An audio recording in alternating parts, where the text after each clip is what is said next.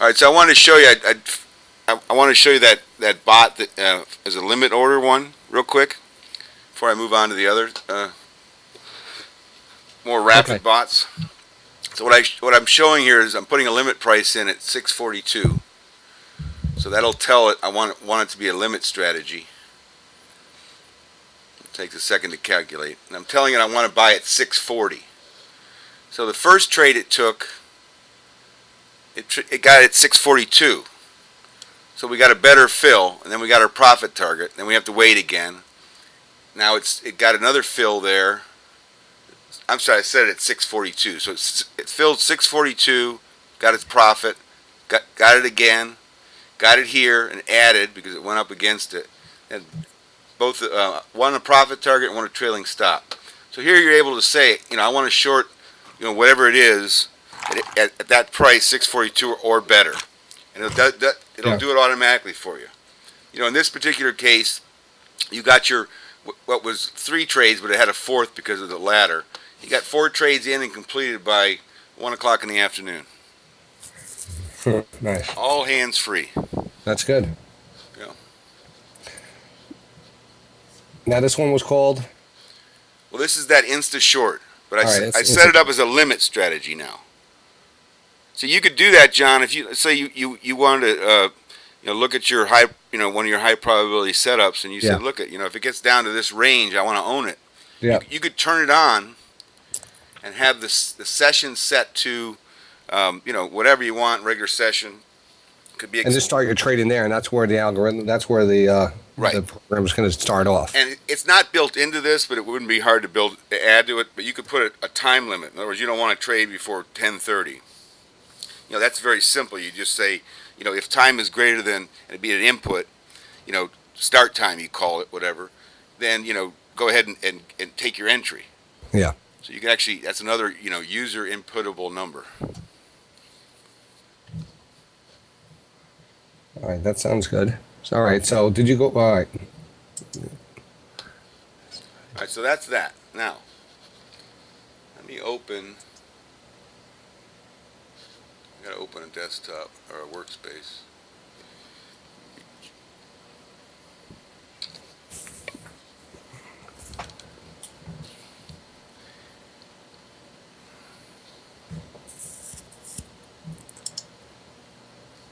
Didn't want to open. Let's try it again. Yeah. Sometimes there's a bit of a delay when I'm using this Procaster. It slows me down a bit.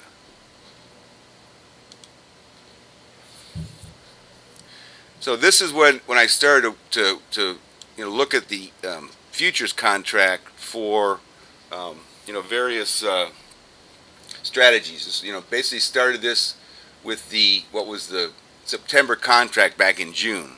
Okay. So what is that? 4 months ago or so? Yep. So basically, I've been testing this for months. Getting comfortable with it before I even went with live music. Excuse me, music. Live money. Getting late. So what this is a breakout strategy, and what you're seeing on the chart here, these lines, is an actual indicator that I set up to mimic the values that the strategy use as important points. And it's very important to actually have these indicators on your charts so that you can see by price action where the thing took its last move or what have you. And like, for example, this short here, see it's right on the red line. So this red line is the lowest low of your look back period. The white line is your highest high of the look back period. And you can see how in certain ways it tends to go to these lines and then fiddle around with them, and only rarely does it push the lines around. So the idea of this strategy is you don't want to get caught in all this chop. You want to see a true breakout. Yeah. Oh, I got an hourglass. Let that settle down a second. Otherwise I might lose it. That's why I wanted to say that first hour, just in case we get something goofy. Here we go. All right, so let's look at this performance results. Oh, I had it a second ago.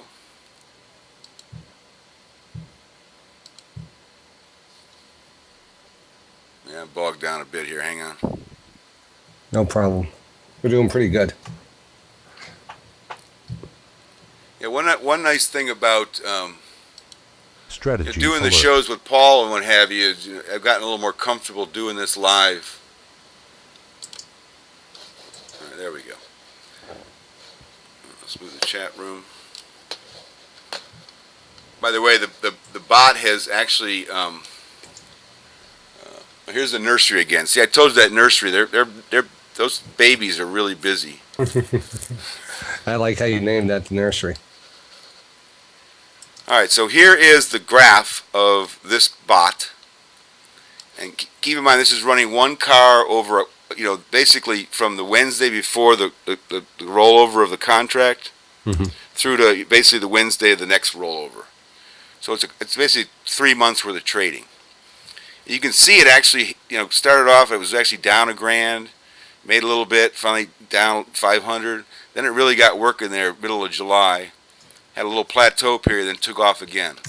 And ultimately it made almost $2,500 in 3 months. Nice. Wow. So this is a breakout strategy. So let's take a look at some data here. All right. It's got profit factors closer to definitely under 2. So you're taking hits at the same time as you're making money. But it's important to get a concept of how these things trade. All right. Now if you go down here and you say what's the average bars in a winning trade, 25, 28 on the long side and 21 on the short side, which is true. The market tends to sell harder and faster than it goes up, right? But And just to remind people to put it on a large screen. You could make if you're looking at the video screen on a small screen, large screen, you can see it clear. Yeah, let me do that. Actually, for people who are just joining us, definitely go full screen. And I'm trying to zoom in, but it slows me down. I'm trying not to. No, this is good. If you go to full screen, you're pretty good. Yeah. Well, you have high definition live stream broadcast. Yeah. Joey, don't. I know it is confusing in the beginning, and it's just Joey in the room. So he's using Option Express. It's not probably this. Automated trading is not for everyone.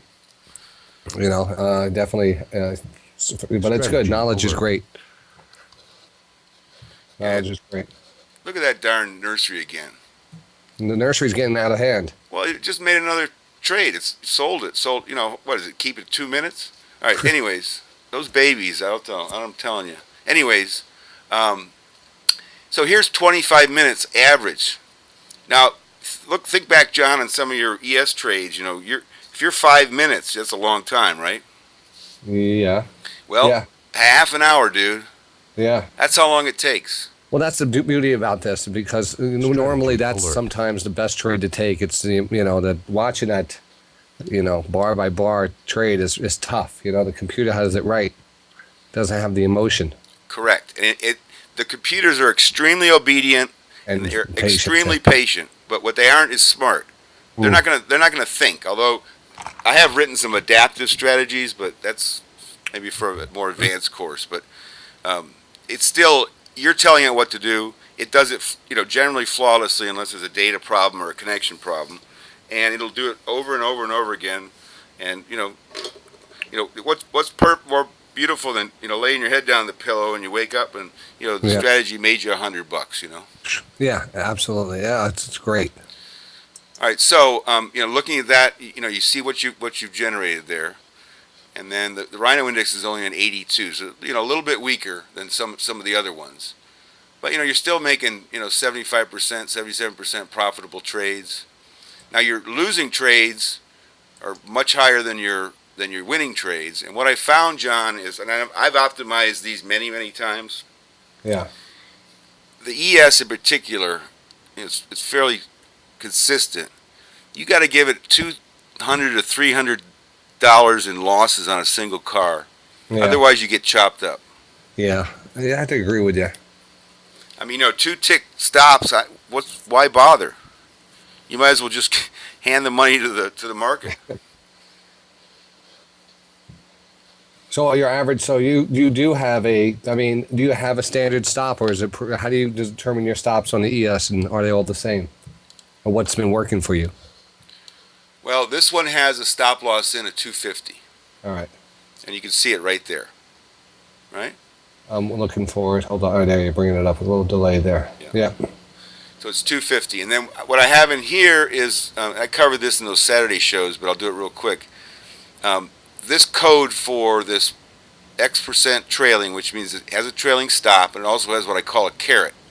And the caret is based on the previous close. It'll put a profit target out there, a certain percentage of the underlying asset value above it, hoping to get a high tick exit as opposed to just giving away some and getting out. And those are your best exits because you get maximum profit. Okay. Right? And to look at that code, I'll highlight it. I'll say edit easy language, and here we go. And I'll just show you the meat of it. And this is actually in the members forum as well. It's basically right in here, right? If the close of the bar you're currently evaluating is less than the low of the previous bar, or in this case bracketed 1, that means 1 bar ago, then put a trailing stop on, right? Otherwise, you can go ahead and do a profit target. In other words, if your position, you sell at your caret long exit. In other words, put that caret out there, like the horse and the carrot thing. Okay, if the close is greater than the low of 1 bar ago. In other words, you're not losing ground. You're at least even with the previous bar. Okay. So on a 1 minute chart, every minute this thing's reevaluating. And when you watch the strategy run live, you'll see the profit target get put out there. You'll see it move against you. The profit target will disappear, and you know there's a trailing stop in there.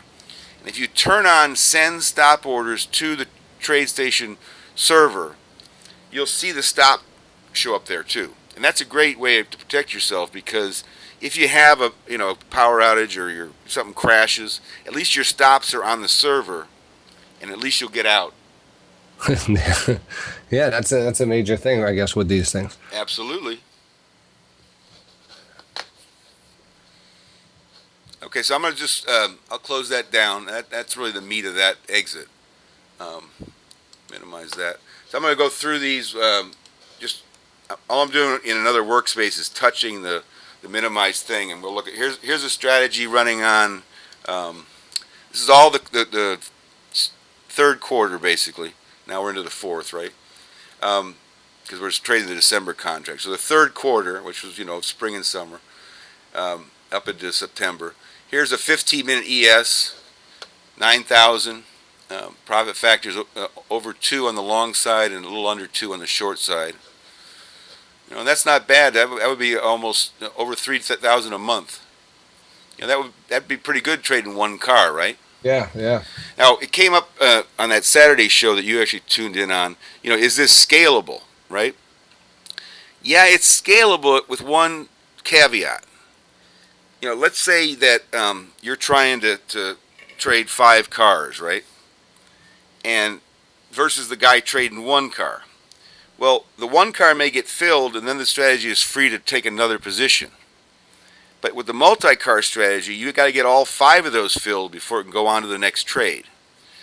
So my guess is that running multiple cars wouldn't exactly be linear. In other words, you probably suffer some performance, because what could happen is you could cover 3. You could sell 3 of the 5 cars and have it go against you, and then those 2 become losses. Whereby if you traded a single, yeah, it would fill and move on to the next trade. So, in a way, it would be smarter to open up other futures accounts and trade slightly different settings on single cars or maybe 2 cars. But if you start putting 10 cars out there, you got to get them filled. Let me see. Look at there. So here's an NQ on a 800 tick bar. Yep. Almost $6,000 in that same 3-month period. 221 trades, which the broker would love, because look at that, you generated $1,000 worth of commissions. And again, we probably went over this. I mean, but how did your commissions, your slippage, all added in here? Yeah, it's in the settings. As a matter of fact, if you go to the settings tab in the performance report, you'll see that there's a commission in there, $230 per share contract. I got a full tick slippage in there. Yeah. So basically, it's, with the ES, it's pretty thick, generally, unless it's around news. So my guess is you're going to do a little better than that.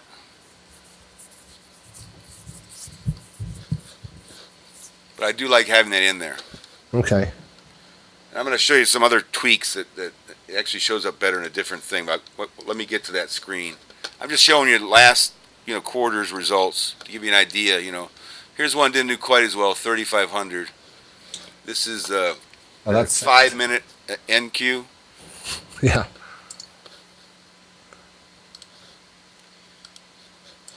And here is a 15-minute NQ, and it didn't do very well. So you could try this thing on range bar charts. You could do it on shorter periods, tick charts. I mean, it will run on anything. It's just you got to sit there and see what works best for you. Yeah. Now this is a great time to stop and talk a little bit about curve fitting and optimization. Okay. Because what is optimization? It's basically what you do is you take your inputs and you tell the computer, go back and look at historical data and find me the absolute best combination of my inputs to make me the most money. So you might have well over 200 combinations, sometimes thousands of combinations, and then you run the back testing and then you get the absolute best numbers. Well, they use the term curve fitting, meaning that you basically have created a situation where you're taking the very best set of numbers for a given set of data and then trying to run forward with those, when there may be other combinations that will work better going forward. So what people ask about is, how often do I need to optimize? Well, if you're optimizing, equity strategies more than about once a month, you're over-optimizing for sure.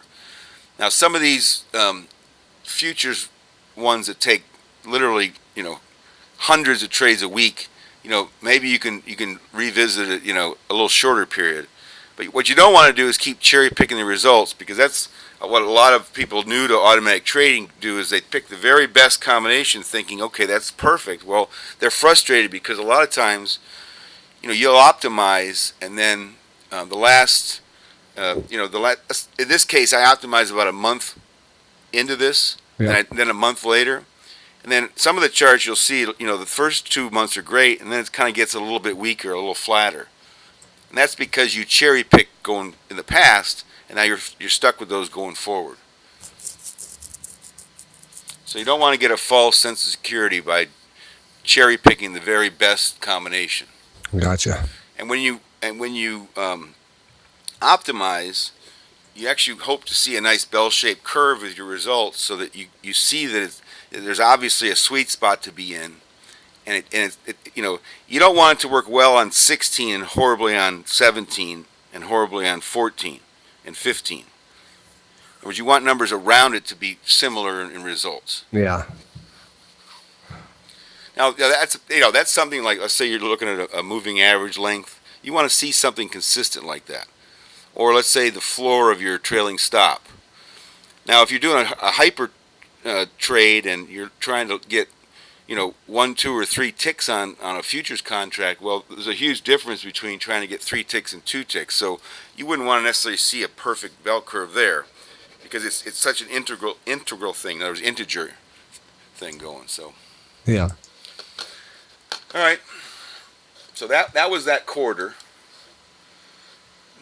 Now that was a breakout strategy, and what was interesting, John, I'll go over to the chart so I can show it graphically. I don't actually have it set up to show it more than just to talk about it. But the way this thing is written is, it says, okay, go ahead. Let me find a good part of the chart where here's a good example. All right, so here you see this long. Let me drill down to it a little bit. Yeah. It's the carrot. That's the one I have running, right? Or is it? Do I have the carrot one running? Well, the carrot's the exit. This is just the entry. Right. And that's a good, actually, I'm glad you brought that up, because basically, once you take your entry, the code in the entry just becomes meaningless. It's only the code of the exit that now applies, and vice versa, right? Mm-hmm. So carrot's an exit. And this happened to be a carrot exit. But see, how this works is, as this thing marches along, you're trying to get filled at the highest high of a certain period. Well, look back 1 bar. You see where we're long there at 55 quarter? Yep. It's because the previous high was back here, and you're trying to fill here at that level, and you in fact did fill there. And then it worked out beautifully, and we can see back here, same type of thing. So this is a breakout strategy showing, the market's showing strength. And then what I did was I said, well, instead of trying to buy at the highest high only, because what I found was, and I'll see if I can find a period that sort of shows that.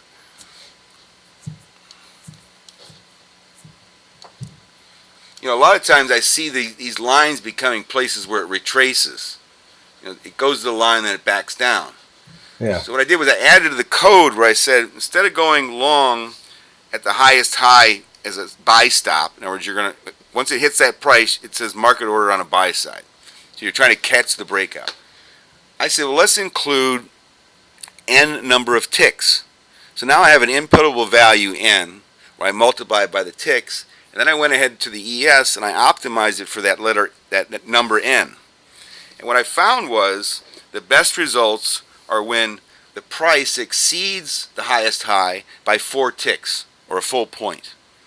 Those are the best breakouts. They really prove themselves. So you want to see it actually go beyond this line some before you actually take your position. Now, what is that line based on your formula? Yeah, let me show you the code on that. Yeah. Because as that line adjusts with the price, it looks on the right-hand side when the stock is moving higher, it doesn't really get above it. It always moves, in line with it. Yeah. What you're doing is thinking of that backwards. What you want to do is think of it as the price is pushing the line around, not the other way around. Okay. Right? So basically what this does is it's an array, and I try and describe it as a spreadsheet keeping track of the open, the high, the low, and the close of the previous bars. Canceled. All right, so the live bot just went short, and we had a little bit of a bounce there. I think, Japan open? GDP just came out. Oh, did it? Chinese GDP came out, market's popping a little. All right, well, I shorted it, and I'm down a tick. Right. All right, anyways, back to this fancy code. So basically all it is looking at the highest high, and it's called HH, and the lowest low, and it plots it. And then I actually put the median, the halfway point as a yellow line. So when you go back to the chart, what you're seeing there is the highest high is the blue line. And what happens is as time goes on, these higher highs become meaningless and this drops back down. So that the higher highs fall away. And what you find a lot of times... Alert. Is it just keeping a... So how does it go back to that one more time? Go back to the... I got to interrupt this broadcast. Do you remember I said I got short there? Yeah. Okay. You see this? I just saw it come up, yeah. Yeah. I covered that short. I'm done. I'm out. What was that, a minute? 56 and a quarter to 56 and a quarter. No, you're looking at this is the same buy to cover order. All right. So your order failed. What did you short it at? I shorted at 56.75. So 56, you just covered it. 56 and a quarter? I got two ticks in a minute. Okay. That makes me laugh. I don't know. You make $25 a minute. It's pretty good pay. Damn.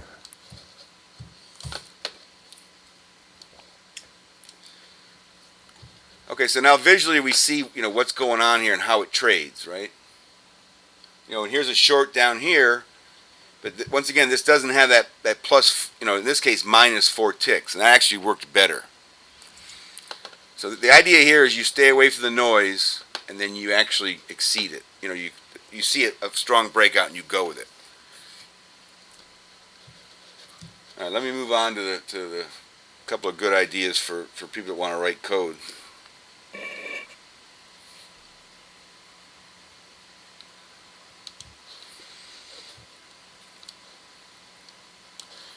All right, so John, this is what I'm running now.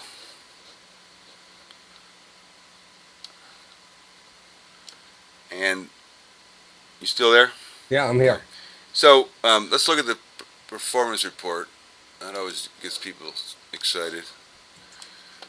All right, so this is it's up $7,500. Okay. Now, they're not all real trades. I have only been running it for a bit. But basically, it's 29 days. Oh, that's good. And in 29 days, it made 838 trades. I think if that was really what I did, FT71 would be standing at my front door. Hey, Jim, I think I can save you some money. Yeah. So let's see how this thing operates. Strategy alert. Order canceled. I just shorted again, 57.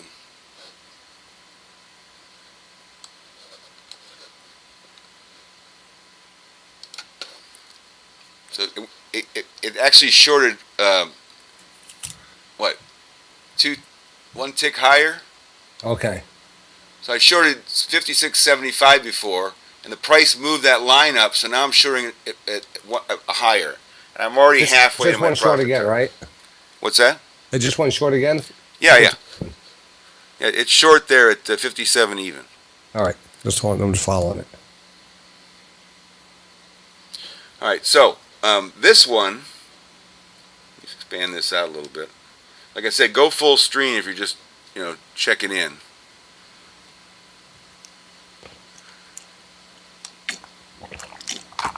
So what this one does, John, is instead of trying to go the other way here.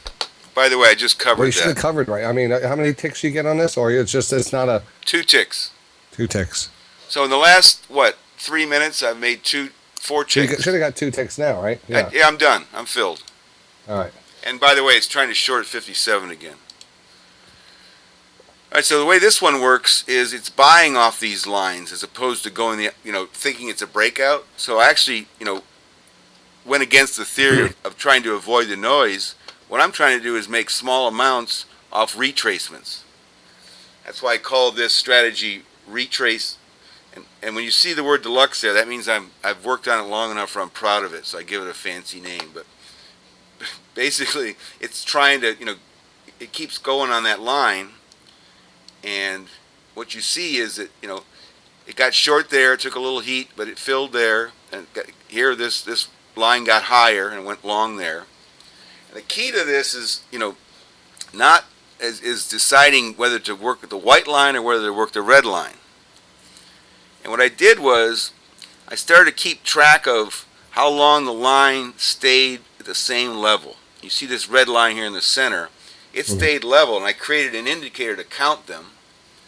And it stayed 73 bars before it moved. So you see that price action was moving around here. You see how price pushed the white line up? So that's why it shorts up there, because that's where the action is. Why bother with the other line if it's not doing anything? So whatever line is most active, like here the white line is more active, it got short there and it made its money. Got short there and made its money. Here the white line was active, went short. Here the red line was active, it went long.